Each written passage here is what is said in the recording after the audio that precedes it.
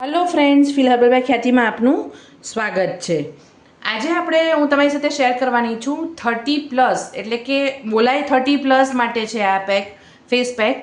પણ આ કોઈ પણ એજના છોકરા છોકરીઓ કોઈ પણ લગાડી શકે છે।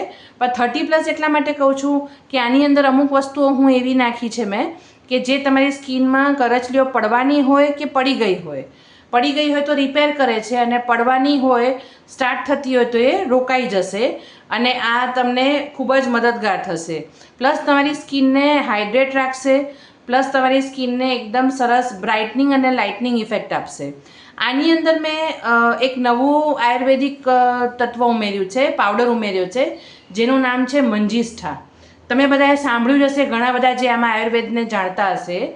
મંજીષ્ઠા એ એવી એની લાકડીઓ આવતી હોય છે, દંડીઓ છે। મારી પાસે એનો પાવડર બી છે અને સ્ટિક્સ પણ છે। હું એનો ઉપર તમને ફોટો બતાવી દઉં છું કે કેવી લાગે છે।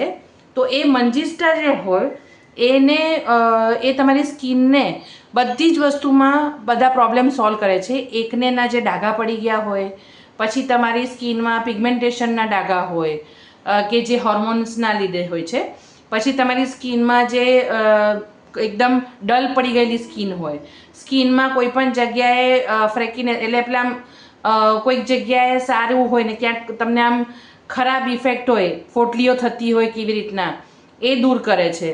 પ્લસ તમારી સ્કિનમાં જેટલા પ્રોબ્લેમ્સ હોય રિંકલ્સના, કે ટાઈટ નથી સ્કિન, તમારી લૂઝ પડી ગઈ છે, એ બધામાં જ મંજીષ્ઠા ખૂબ જ મદદરૂપ થાય છે।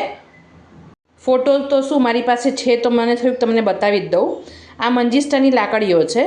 આને તમે હેર ઓઇલ બનાવવામાં પણ યુઝ કરી શકો છો, હેર પેકમાં આનો પાવડર બનાવી નાખી શકો છો, પછી ફેસ પેકમાં નાખી શકો છો, એના ક્રીમ બનતા હોય છે। આ બધી વસ્તુઓ મંજીષ્ઠાની ખૂબ જ ઉપયોગી હોય છે। તો આ મંજીષ્ઠાની જે લાકડીઓ છે એ તમે વસાવી પણ શકો છો। આ પાવડરને મિક્સ કરીને પછી તમારે કેવી રીતના યુઝ કરવો એ હું તમને કહું છું। જો તમારી બહુ જ ડ્રાય સ્કિન રહેતી હોય તો તમારે એમાં કાચું દૂધ નાખીને મિક્સ કરીને, એલોવેરા જેલ, બદામનું તેલ છે અડધી ચમચી, એ નાખીને તમે ફેસ પેક બનાવીને લગાડાય। અને જો મારી જેમ ઓઇલી હોય તો ખાલી રોઝ વોટર નાખીને તમે આને લગાડી શકો છો।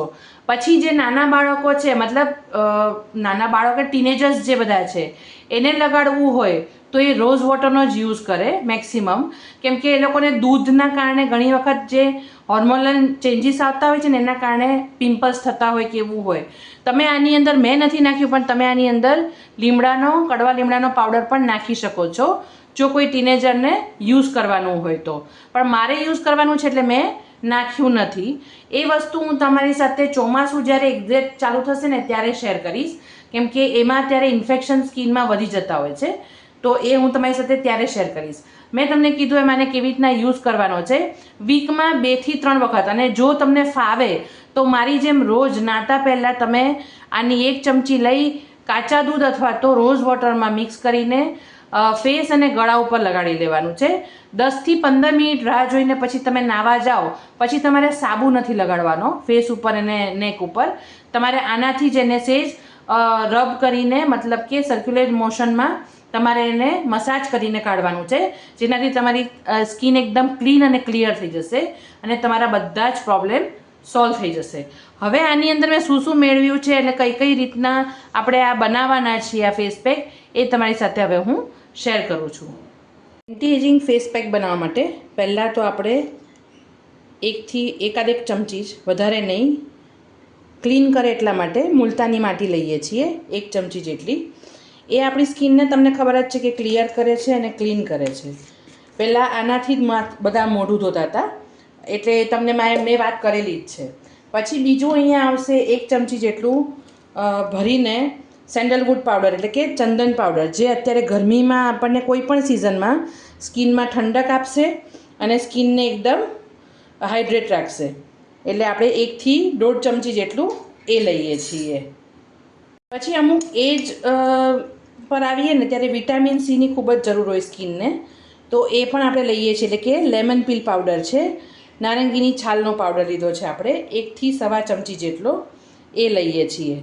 વિટામિન સીથી તમને રિંકલ્સ ને બધામાં પ્રોબ્લેમ જે આવશે એ રિડ્યુસ થઈ જશે અને એકદમ સ્કિન તમારી ટાઈટ થવા માંડશે.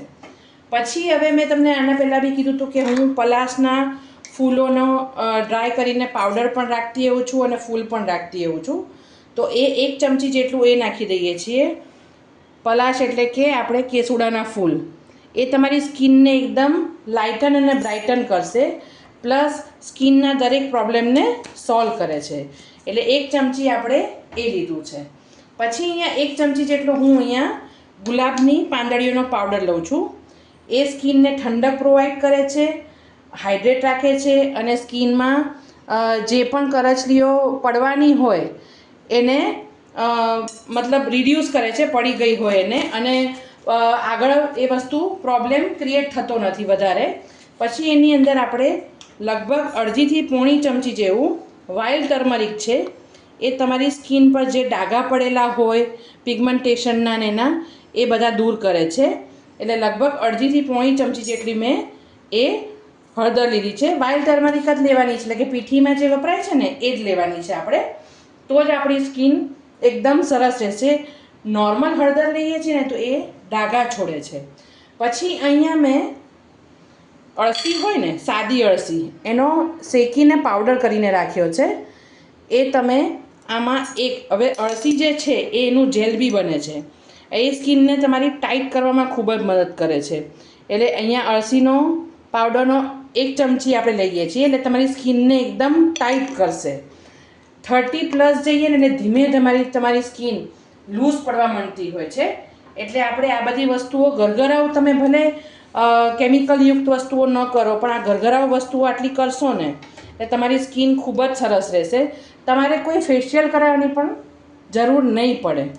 હવે અહીંયા તમે મંજીષ્ઠાનું નામ તો સાંભળ્યું જ હશે. આયુર્વેદિકમાં એનું નામ ખૂબ જ છે. આ મંજીષ્ઠાનો પાવડર છે. આ બધી વસ્તુઓનો લિંક હું તમને ડિસ્ક્રિપ્શન બોક્સમાં આપી દઈશ, જેનાથી તમે મંગાવી શકો છો. 1 થી 1.5 ચમચી જેટલું મેં મંજીષ્ઠા પાવડર લીધો છે. આ તમારી સ્કિનના બધા જ પ્રોબ્લેમ દૂર કરે છે. એકનેના જે ડાઘ પડી ગયા હોય એ દૂર કરે છે, તમારે પિગમેન્ટેશન દૂર કરે છે, સ્કિનને ટાઈટ કરવામાં મદદ કરે છે.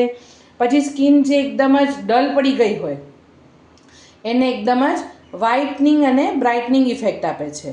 અને મંજીષ્ઠા એ તમારા હેર માટે પણ ખૂબ જ ઉપયોગી છે. આને ખાવામાં પણ આવતું હોય છે, પછી લગાડવામાં પણ આવતું હોય છે સ્કિન અને હેર માટે. એ ધીમે ધીમે આપણે બધી એની વસ્તુઓ કેવી રીતના યુઝ કરવી એ બધું હું તમને આગળ ઉપર બતાવતી જ રહીશ. હવે આટલી વસ્તુઓનો પાવડર બનાવીને તમારે મિક્સ કરીને મૂકી દેવાનો છે. હવે આની અંદર આપણે કોઈ એવી વસ્તુ નથી નાખી જેનાથી તમારો પાવડર ખરાબ થાય. છતાં તમને એવું હોય તો આની અંદર થોડો ચપટી મેં ફટકડીનો પાવડર નથી નાખ્યો, તમે નાખી શકો છો. એ પણ તમારા પોર્સને, ઓપન પોર્સ એને શ્રિંક કરવામાં મદદ કરે છે. એટલે એ તમે નાખી શકો છો.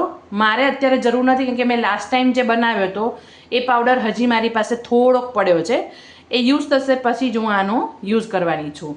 એટલે તમે આવી રીતના પાવડર બનાવીને રાખી લેશો, મોટી બેચ બનાવીને પણ રાખશો તો પણ તમને 4 થી 6 મહિના આ પાવડર ખરાબ નહીં થાય અને તમારી સ્કિનને ખૂબ જ સરસ ગ્લોઈંગ બનાવશે અને ટાઈટ પણ કરશે. અત્યારે આપણને 30+ જ્યારે જતા હોઈએ છીએ ને ત્યારે સ્કિનમાં ધીરે ધીરે આંખની પાસે લાઇન્સ બનવાની ચાલુ થાય છે, પ્લસ જ્યાં હસીએ છીએ ને ત્યાં લિપ્સની આજુબાજુ પણ લાઇન્સ બનવાની ચાલુ થઈ જાય.